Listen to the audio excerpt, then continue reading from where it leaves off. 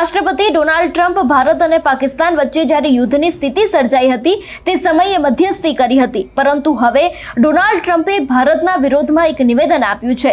જો નિવેદન વિશેની વાત કરવામાં આવે તો ખાસ કરીને અમેરિકાના રાષ્ટ્રપતિ ડોનાલ્ડ ટ્રમ્પે એપલના સીઈઓ ટીમ કુકને કહ્યું હતું કે ભારતમાં ફેક્ટરી સ્થાપવાની કોઈ જરૂર નથી।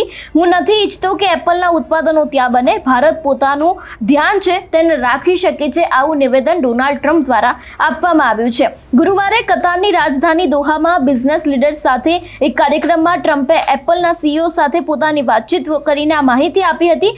તેમણે કહ્યું હતું કે એપલ હવે અમેરિકામાં ઉત્પાદન વધારવું પડશે તેવી પણ ક્યાંક વાત કરવામાં આવી હતી।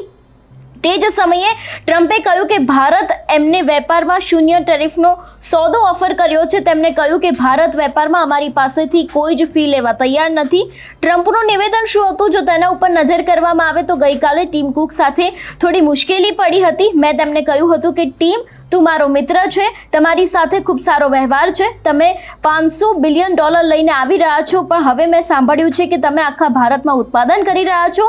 હું નથી ઈચ્છતો કે તમે ભારતમાં ઉત્પાદન કરો।